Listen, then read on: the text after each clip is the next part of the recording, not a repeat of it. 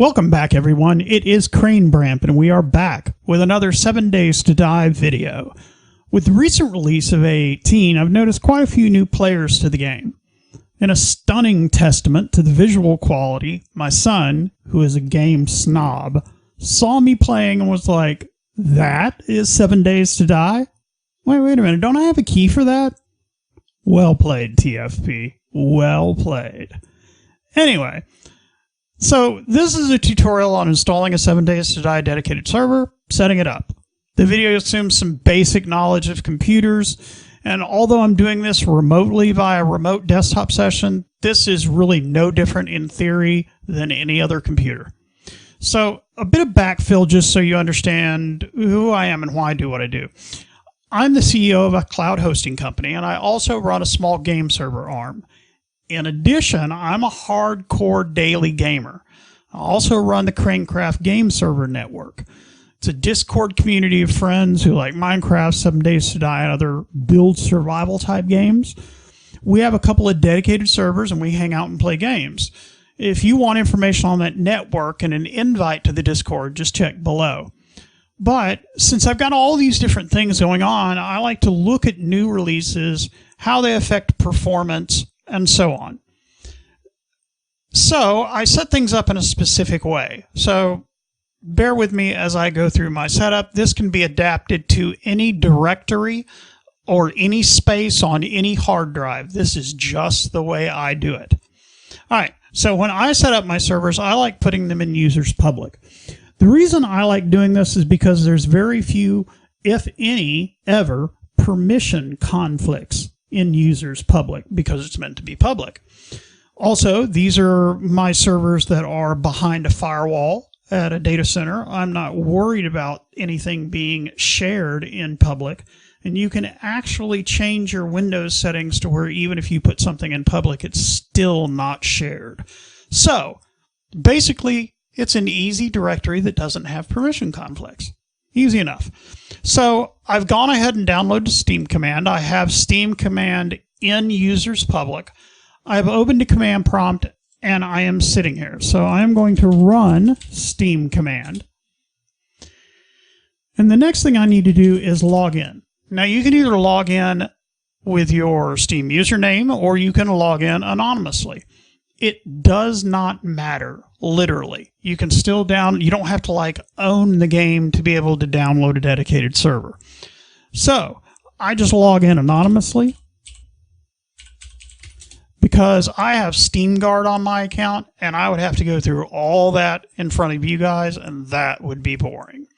So we're logged in. Now, I can install the server right now if I want to, but what I prefer to do is to install the server to what I call a quote-unquote untouched directory. You'll see that there's several of them that already exist here. This is an active server. This is actually my Let's Play server. There are 2 servers in the game, in the CrainCraft game server network. In fact, I'm a terrible photographist, but you'll see a picture of the actual physical servers I'll put up. There's Game 01 and Game 02. Game 02 is kind of, we don't have enough servers right now to use Game 02, so I'm using it for Let's Plays. And there's also a 18 vanilla server also. So I make a separate directory for each one. I always download a primary copy that I leave untouched, and then I copy those files over to the individual directories. That way I always have an unadulterated copy. So the first thing that we're gonna want to do, and you don't have to do this, this is an optional step. I could install the app right now. It will install to Steam Command, Steam Apps, Common, and then there will be a 7 Days to Die dedicated server folder here. But I'm lazy and I don't like clicking 3 times to get to it every time or making a shortcut. So I just keep everything in a flat directory structure right here. So what we're going to do is we're going to use a little Steam command called force install directory. It's force _install_ directory, and then the full Windows path using backslashes. So in this case, it's C:\users /public /A18 -b143 tutorial. it goes on and makes the directory immediately. As you can see, it did not exist before. If you go inside, it has a Steam apps folder, and if you watch what happens, it's going to make a download directory in here, but it's not going to stay in this directory. So we've already changed our install directory. Let's install the server. Now, the thing about the way that Steam command works, sorry about that pause, is that it uses a command called app update. Every app has its own number. For 7 days to die, that number is 294420. This command right here is what's going to install it. So app_update, that will either install or update. If it doesn't exist, it installs it. If it exists, it updates it. I really prefer to always do this to a clean directory. I don't hardly ever update. It's just personal preference. Then I put the app number, 294420, which in this case is 7 days to die. I put validate, which I'm asking it to validate and just make sure everything's okay. And then for this very important part, for the experimental, you must put -beta latest experimental. So I'm going to hit enter. It's going to pre-allocate the space on the drive by writing however much data in blank zeros that it thinks it's going to need. That way it can assure itself that it's not going to run out of space, like you start installing it and then maybe fill up the drive in the meantime. Also, even though I'm on a dedicated server with a 10 gig uplink, it's not going to download at 10 gig. This is the Steam P2P network. You will see I've got my bandwidth monitor up here for a reason. You're going to see during the install process, the download speed will reach sometimes up to 100 meg down, but it's not going to be solid, and so it's going to take longer. So I'm going to go on and speed this up. I'm going to leave it running so you can see the CPU and the bandwidth monitor. And where will I see you guys? I'll see you on the other side. All right, the download is finished. As you can see, if we go inside the b143 tutorial directory, the Steam apps folder is still there, but now our 7 days to die is done. So what I like to do at this point is delete the Steam apps directory and also the server config file, because I'm really bad about like going in and Control A and then copying everything and overwriting my own config file. If you don't have one, then of course you're going to need to copy it with it.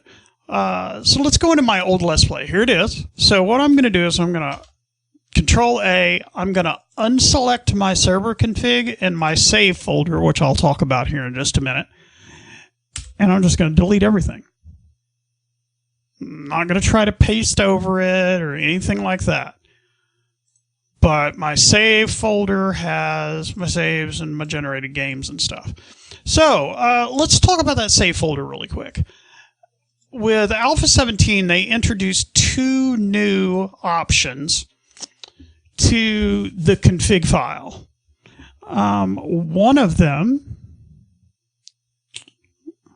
One set of them, shall I say, was this right here. It's the user data folder and the save game folder, and you have an opportunity to move these to a separate location. They're normally commented out. You have to uncomment them. For service providers like me and community leaders, I guess you would say, like me, this is a boon, because now I can say exactly where every save file and all the generated worlds go. The easiest way to do that is just to put it inside, make every server a separate folder, and then a save folder, or whatever you want to call it, underneath that folder. That makes it easy for me because I'm able to just back up the whole folder. I can zip it and upload it to Backblaze or move it onto one of my NFS servers or whatever I need to do. So, yeah, and I'm going to change these. But I do want to talk about the config file just a little bit. Just a couple of options. The server name, obviously, is what you're going to see in the list of dedicated servers. All of this information is in a box to the right when you select the server on the list. You can select a server password. I do regularly for my Let's Plays so that people don't like log in and do things. The base port is 26900. I usually add like 5 to that. For every server, you can add 10 to it, you can add 100, whatever. Just make sure and either open those ports in your firewall or port forward them, please, if you're at home. Also, talking about home servers, if you would be interested in seeing me do a tutorial on running a 7 days to die dedicated server from your home computer, doing all the port forwarding needed and everything else, then just comment down below and I'll be happy to do a video, because that's a little different than what we're doing now. Not hugely, but there are a couple of concepts that you need to understand. So max server count, I don't know why it's this high on my Let's Play. I usually put it on 2. The control panel. This is a web control panel that you reach at this port, just HTTP, the IP, and then this port number. Make sure and put a strong password on it. I'm just telling you, because they get command, basically console access. So Telnet is not very safe. If you want to enable it, I would make sure that your network is secure and that you use a very strong password. If you want to move this, you can. You will need to uncomment these and change them. Then when you're doing RWG, you're going to do a world gen seed. I am not going to do a world gen seed on the, well, actually I will. We'll do A18 E b143 tutorial. It really doesn't matter what you make it right there. So, one other thing I wanted to note, let me use Notepad, it's a lot easier to read. Down here there are also some options. I really like these, and I'm going to show you what I usually run on my Let's Plays. These were added in Alpha 17. Remember, they are here. You now have a blood moon frequency, a blood moon range, and what you can do, the frequency, is the number of days that a blood moon should take place. This is what I call the drift, but it's the range. So what I do is I set my blood moon to every day with a 5-day drift, and basically that means that there's a 20% chance per day of having a blood moon. Blood moons are very much possible back to back. And there must be at least one blood moon every 5 days. So that's how I like to play mine. You can play with that and do it however you want to, or you can leave it at the normal setting, which is 7 up here and 0 down here. So now that we've got that done, we come over here, we go into our tutorial file. We will copy this, Control A, copy. We'll come back over here. We'll drop it in here with our stuff. And I'm going to speed this up because it's going to take a minute. All right, we are done because that took forever, and Windows has such a problem with copying tons of small files. So everything is here in the tutorial. We have copied it over to our server. We have our server config in place. For me, it was my pre-existing one. For you, it may be your pre-existing one or one that you have worked on now. I also want to take a moment and talk about the save folder. This is a new thing, like I said, in Alpha 17, where you can move this over. I move both the quote-unquote use your data folder and the save folder. Now, if you are running Alex web map, then you're also going to have a web permissions XML file here. If you are not running Alex map, then you will not have this. But you will at least have a server admin XML file. And if you have generated worlds, you will have a generated worlds folder with worlds inside it. Now, these are B139 worlds, and they've all, just like Alpha 17, when we went from experimental to 17.1 to 17.2, we had to do wipes each of those times until we got to a stable build. Same thing with Alpha 18. Nothing has changed. I saw some people losing their mind about that, but nothing has changed. This is just the way it happens. You have to, if you're going to play experimental, that's something that you have to pretty much just suck up. So if you want to know what's inside these, if you've never seen them, it's basically a biome file, prefab file, and so on. So we are going to delete those because those are b139. Excuse me. The server admin file is a list of Steam IDs who you want to be admin on your server. I have, for example, myself and all of our CrainCraft moderators in a standard admin file that I put on all servers. So we've got everything done. We've got our server config filled out. All that we need to do is click Start Dedicated Server.bat. This is going to bring up a small command prompt window. You're going to hit any key twice. I usually just use spacebar. It has some information on there. If you want to read, you can pause the video. I usually key through it.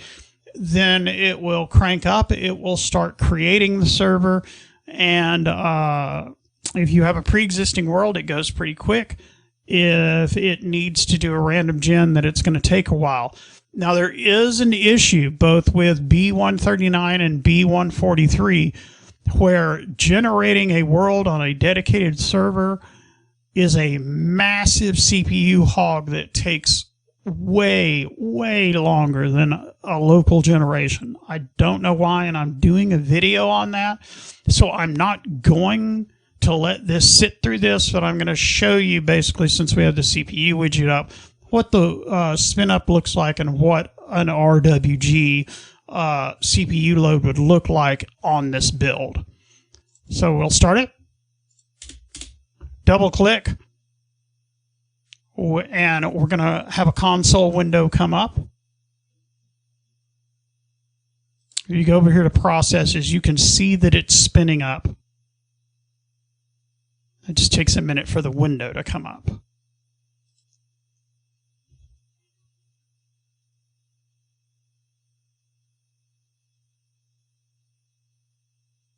And there we go.